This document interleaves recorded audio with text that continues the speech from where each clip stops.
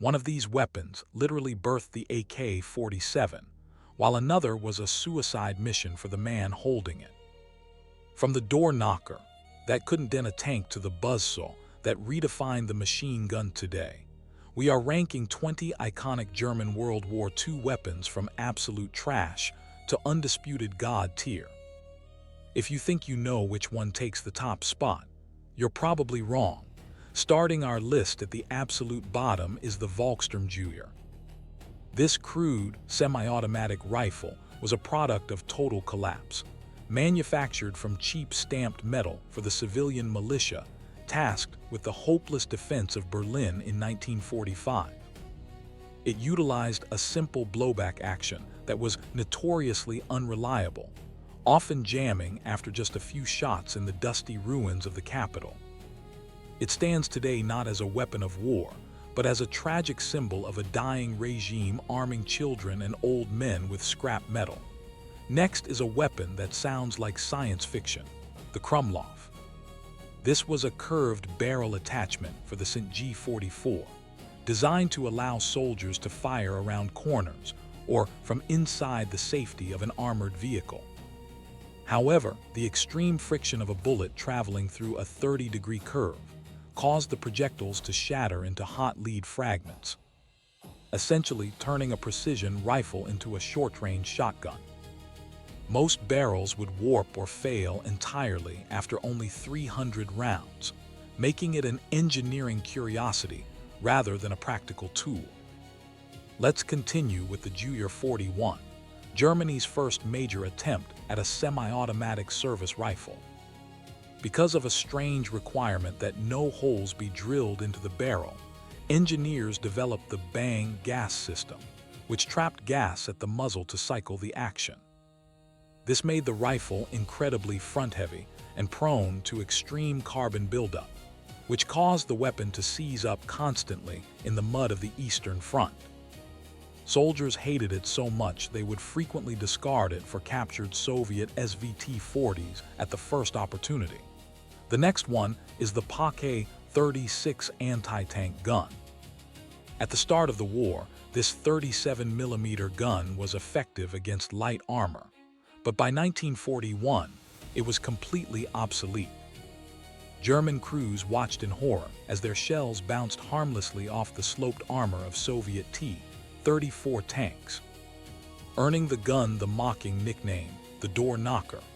While it was lightweight and easy to hide, its lack of stopping power made it a death sentence for the crews operating it. Flammenwerfer 35, a portable flamethrower used to clear fortifications and bunkers. This weapon carried over 30 kilograms of pressurized fuel, allowing for a terrifying 10-second burst of liquid fire that could turn stone pillboxes into ovens. However, the operator was the highest priority target for every sniper on the battlefield, and a single puncture to the fuel tank would turn the soldier into a human fireball.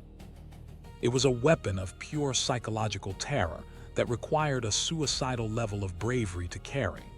Luger P08. This sidearm is famous for its unique toggle lock action and surgical pointability, making it a prized trophy for Allied soldiers.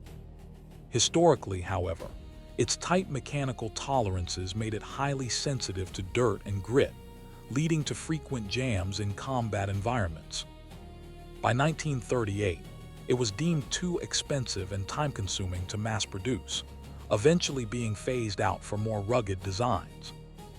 Let's continue with the Gewehr 43, which was the German Army's attempt to fix the failures of the earlier G41. Engineers copied the superior gas system of the Soviet SVT-40 and added a 10-round detachable magazine, creating a much more effective semi-automatic platform.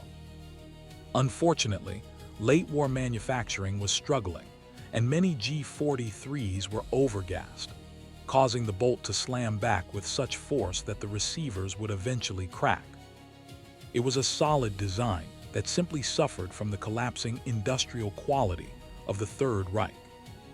The next one is the Geballte Ladung, a desperate invention used by combat engineers to destroy tanks and bunkers. This was created by wiring 6 high-explosive grenade heads around a central stick grenade, creating a massive, concentrated blast. Because of its weight, a soldier had to crawl within 15 meters of an enemy tank to throw it, a task that was essentially a suicide mission. Despite the danger, it was highly effective at blowing the tracks off armored vehicles or collapsing concrete walls. Continue with a true classic of the early 20th century, the Mauser C96. Known for its integral magazine and wooden holster that doubled as a shoulder stock, it was a favorite among officers and elite units due to its high muzzle velocity. By the time World War II broke out, it was considered a complex and bulky relic, yet it remained in service throughout the war because of its reliability and iconic status. It was a 19th century masterpiece that refused to go quietly into history. Next is the Nebelwerfer rocket artillery. This 6-barreled launcher fired high-explosive rockets that produced a terrifying, high-pitched shriek as they traveled through the air, earning it the nickname Screaming Mimi from Allied troops. It could saturate a large area with fire in seconds, making it a devastating weapon for area denial. The major downside was the massive white smoke trails left by the rockets, which allowed Allied pilots to find and destroy the batteries almost immediately after they fired. Walther P38, the pistol that officially replaced the Luger as the standard German sidearm. It was the first high-power pistol to feature a double-action trigger, allowing a soldier to fire immediately without cocking the hammer first. It was far more reliable than the Luger in muddy conditions and significantly cheaper to produce, making it the true workhorse of the German officer corps. Its rugged design was so successful that it served as the blueprint for many modern pistols used today. Panzerfaust, a disposable, single-shot anti-tank weapon that changed infantry warfare forever. It utilized a shape-charge warhead that could punch through 200 millimeters of armor, enough to destroy any Allied tank on the battlefield from a short distance. It was designed to be so simple that a civilian could be trained to use it in minutes, turning every city street into a graveyard for Allied armor. By 1945, these tubes were being produced by the millions to halt the final Allied advance. Continue with the heart of the German infantry, the Karabiner 98K. This bolt-action rifle was a refined version of the legendary Mauser 98, known for its incredible accuracy and a bolt action that almost never failed. While it lacked the rapid fire of the American M1 Garand, its 5-round internal magazine and powerful cartridge made it a lethal tool in the hands of a trained marksman. It remained the primary weapon for the German soldier from the first day of the war to the very last. Next is the Panzerschreck, Germany's answer to the American bazooka, but significantly more powerful. This reusable 88mm rocket launcher could destroy an IS-2 or a Churchill tank from over 100 meters away. The weapon produced such an intense backblast that the operator had to wear a protective blast shield and a gas mask to avoid being burned. It was a massive, heavy weapon, but it gave the infantry a level of mobile anti-tank power that the Allies truly feared. Let's continue with the iconic potato masher, the Stielhandgranate M24. The long wooden handle provided incredible leverage, allowing a German soldier to throw the grenade much further and with more accuracy than the pineapple-style grenades used by the Allies. It relied on a thin metal casing that used blast pressure rather than fragmentation to kill, making it an excellent offensive weapon in open terrain. It was simple, ergonomic, and arguably the most successful grenade design of the era. The next one is the FG-42, an engineering marvel designed specifically for elite paratroopers. The Luftwaffe demanded a rifle that could be used as a sniper rifle, a submachine gun, and a light machine gun simultaneously. all while being light enough to jump with. The result was a select-fire masterpiece that fired a full-power rifle cartridge from a side-mounted magazine. Because it was so complex and expensive to build, only 7,000 were produced, making it one of the rarest and most advanced weapons of the war. MP-40 submachine gun, the weapon that came to define the image of the German soldier. Made of stamped steel and early plastics, it was a modern, compact design with a folding stock that was perfect for tank crews and paratroopers. It had a very controllable rate of fire, allowing a soldier to stay on target during full auto fire in close quarters combat. It was the king of urban warfare, dominating the narrow streets and buildings of cities like Stalingrad. Next is the legendary 88, originally designed as an anti-aircraft gun. It became the most feared anti-tank weapon of the war after it was used to devastate British tanks in the North African desert. Its incredibly high muzzle velocity meant the shell traveled in a nearly flat line, allowing it to snip a tank from over 2 kilometers away.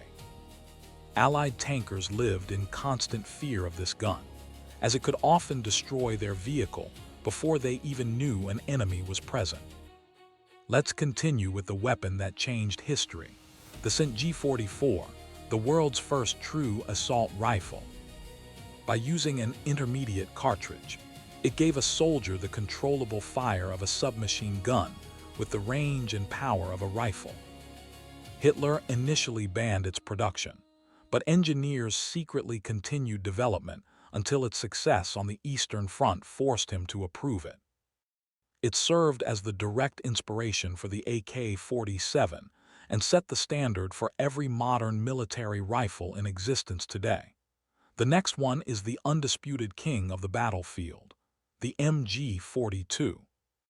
Known as Hitler's Buzzsaw, it fired at a staggering 1,500 rounds per minute, creating a sound like tearing canvas that terrified Allied troops. It featured a revolutionary quick-change barrel system that allowed a crew to maintain a constant wall of lead for minutes on end. Its design was so fundamentally perfect that a modified version, the MG3, is still used by the German army today, over 80 years after its debut. From the scrap metal desperation of the final days to the mechanical genius of the MG42, these weapons tell the story of a military that prioritized engineering above all else. But which of these ranks do you disagree with? Should the St. G44 have taken the top spot? Let me know in the comments below. If you want to see a deep dive into the weapons of the Soviet Red Army, hit that subscribe button and turn on notifications. We have some massive history breakdowns coming your way. Thanks for watching and stay curious.